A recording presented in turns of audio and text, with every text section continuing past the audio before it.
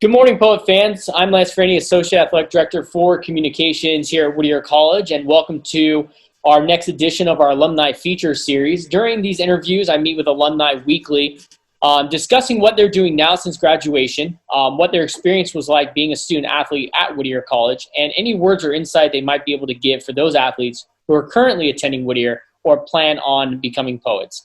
Today's segment features Kady Oliker, but now Kady Eshleman, from the class of 2012, who is a four-year letter winner on the women's tennis team. Kady, welcome to the segment. Hi. Well, Kady, it's great to see you. I've known you for a very long time, since you were a student at Whittier, and then I was a coach on the tennis team as well. So I got to know you and your family and the team that you played on really well. And so it's great having you here on the show this morning and catching up. But the first question for you is, how has quarantine been with you and your family? You're recently married as well. So let's talk about that a little bit. How have things been going? It's been an experience. We got lucky. We got married in October, and obviously before everything shut down, and I didn't think I'd be spending my first year of marriage with my husband every second.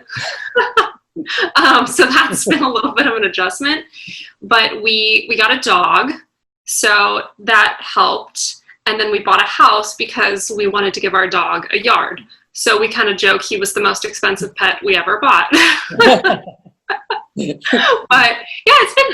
it's been fun having my husband home, and it kind of squashed our travel. We had a lot of travel planned this year. We were supposed to go to the Italian Open, and that didn't happen, which was a bummer.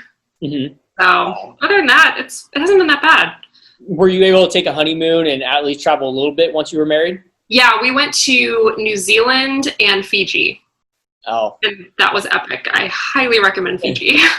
Wow. Okay. And, you've done a lot in a short amount of time. Getting married, getting that house, getting the dog. Yep. You've been packing it all in a short amount of time.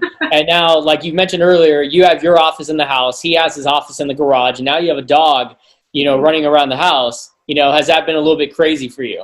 A little. It's not as crazy as I thought it was going to be. Our dog's pretty well-mannered. And now that he has a backyard to play in, he can kind of go hang out there and leave us alone. But yeah, my husband's job is a little all over the place. He works in film. And so, I'll hear them talking about the same clip for an hour. Just like, does this look real? He works in visual effects. So I'm like, oh my God, all right. Wow.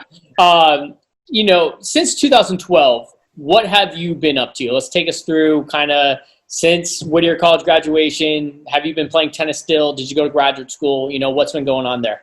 Yeah, I still play tennis. I try to play like once a week. I'm teaching my husband how to play. And after graduation, I really wanted to be a writer, and that didn't happen. So I kind of fell into education, and I started tutoring students in English and college essays and things like that. And then I fell into this school called Fusion Academy, which is a really cool high school and middle school. It's all one-on-one learning. So it's just the teacher and the student in the classroom. And I became their director. And I stayed there for 4 years. And during that time, I went to grad school, and I got my master's in 20th century English literature, because why not? And then about a year ago, I quit my job because I got an opportunity to publish a children's book. And so that's what I've been doing for the last year and a half. And my second book actually just came out last week. Great. And what are the titles of those two books? So the first one's called Beyond the Clouds. And the second one is Bedbugs and Monster Hugs. And they're under the same series called Kippy the Conqueror. And it's a series designed to help kids overcome fears. And so the first one, I went heavy. It deals with death and how to overcome like the loss of a grandparent or a parent. But it's, it's a kid's book and it's a picture book. So it's done in like a sweet and fun kind of way. And the second one helps kids who suffer from nightmares and night frights. Wow. And I feel during this time, during COVID, I feel these books are essential for a lot of these kids. Yeah, it's kind of sad, but like the first one actually was doing pretty well when COVID started because so many people were losing grandparents and parents. And, you know, it's hard to explain to a 6-year-old what that means. So. Wow. Well, congratulations on that. Do you feel like there's going to be a third one? I think so. It's going to be a fear of dogs if there is one. Okay. And it's going to star my dog. He's a mini golden doodle named Dude. Golden doodle named Dude. I like it. Dude the doodle. Wow. Well, so you've been busy. So you've been doing a lot, and that's great that you're a children's author. And I'm sure our education department at Whittier College would love to hear about that and maybe even talk to you more about those opportunities and the books you've written. So that's congratulations on that. Thank you. Now let's talk about your experience at Whittier College. You were a 4-year letter winner in tennis. You played at the top of the lineup both in singles and doubles. You graduated with a degree in English and creative writing. You know, how did Whittier College prepare you for what you're doing now? Well, definitely, I mean, my degree definitely having a creative writing background, and now that's what I'm doing. That helped a lot. And I made a lot of contacts there that helped. And I reached out to some professors to prove things and stuff like that. But I don't know, just having the small school and having the small opportunity, I don't know. I feel like, not that I got a better education than my friends, but I feel like I made better connections than my friends did at their schools. Like, I still feel like I can, you know, send an email to like one of my professors and I'm actually going to get a response and they're going to remember me. So I don't know. That's pretty cool. Of course. Now, what professors are you staying in touch with even now? So I still stay in touch with 2 of my English professors. So Tony Barnstone and David Patty. And Barnstone actually lives not that far from me. So I've run into him a couple times. Yeah. And that's great. You know, having that experience, you know, myself being a Whittier College graduate and, you know, having that opportunity, small class sizes, you get to know your professor and they're lifelong friends, you know, once you graduate. And, you know, what was really exciting for you, you know, attending Whittier College, and what kind of drew you to attending school at Whittier? Part of it was the major. A lot of schools have a creative writing major, but they're big schools. And I was not ready to go to a school that had 50,000 kids. I just wasn't. I also didn't want to go that far away from home.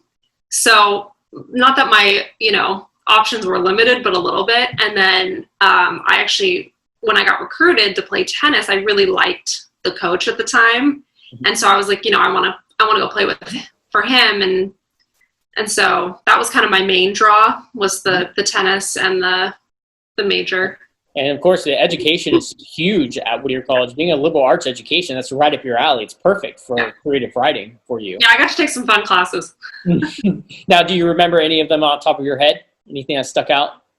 Yeah, I remember my freshman year, so there was a freshman creative writing class and a senior creative writing class.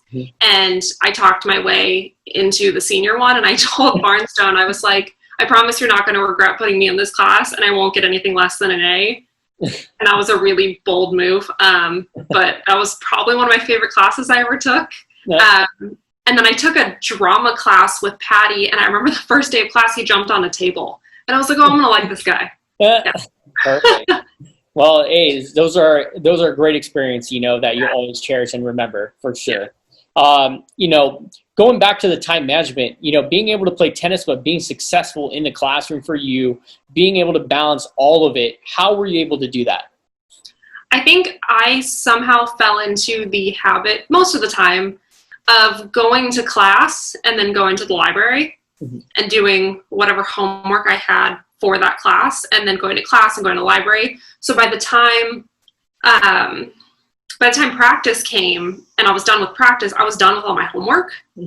So I could just relax or party or do whatever I wanted to do. And I didn't have to spend all night doing homework and then try to get up for like a 7 a.m. class. It was just done. And I think that helped a lot because it kind of gave me the freedom to kind of do what I wanted and know that my studies were done. Yeah. Enjoy your college experience. Yeah. I didn't feel like I was like constantly working. You know, I got to have fun, which is what I wanted to do. Of course. But I wanted to do it with good grades. Yes, of course. And you weren't a procrastinator. You loved getting things done in advance so you could enjoy, not be stressed at that situation. But there are some students that do well under time restrictions. And I was not one of them. And you weren't one of them. I wasn't either. So you and I are in the same boat there. But so that's great that you were able to balance everything. Tennis was really exciting for you. You were able to travel. You were able to play with a great team, and you're still friends with the teammates from your squad, and so you're still talking to them. Yeah, we so my freshman and sophomore year doubles partner moved down the street from me, and we kind of lost touch after college because she moved around a lot. And then we started hanging out again right before I got married. And funny story, she actually ended up running a marathon in Canada, and while she was there, I called her and I was like, hey, I need you to pick up a Tiffany's knife in Vancouver because they don't make them anymore. Canada's the last place they have them for my husband's wedding present. And so it was just really serendipitous that like we had reconnected like 2 weeks before this trip. And then she went to Vancouver and smuggled a knife back for me. Oh, that's great. And are you both playing tennis together? Yeah, we are actually. We play doubles sometimes. Oh, great. That's fun. Yeah. Well, do you have any words of advice for those athletes still attending Whittier College, or students who are even attending Whittier now, or even prospective student athletes who want to attend Whittier? Any words of advice for them that can kind of help them with their decision they're making?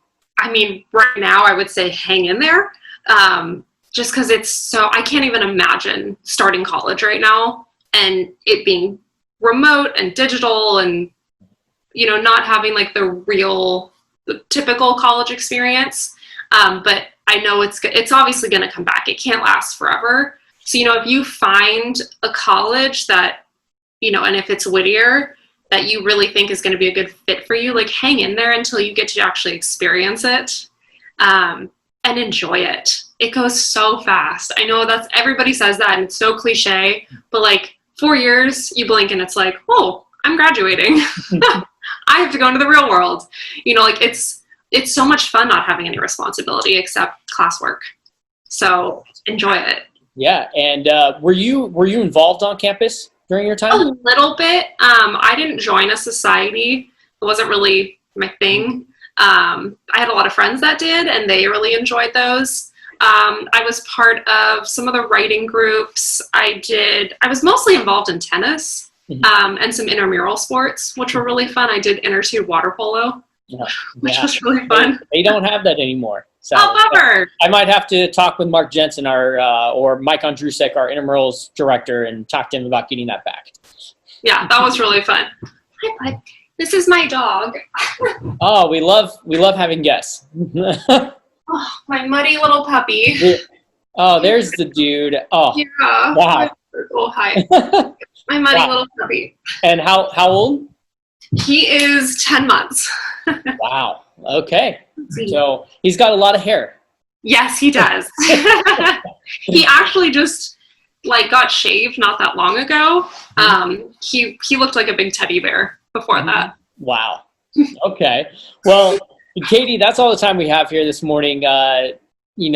For this Alumni Feature Friday segment. I want to thank you once again for joining me this morning here on WCPost.com. It's always a pleasure chatting with you and reminiscing. There's always been some great times here at Whittier College on the tennis team and being a part of that.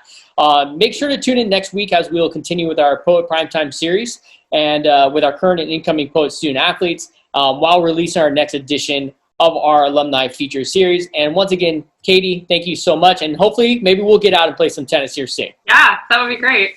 Okay, well, Kady, take care and stay safe. You too.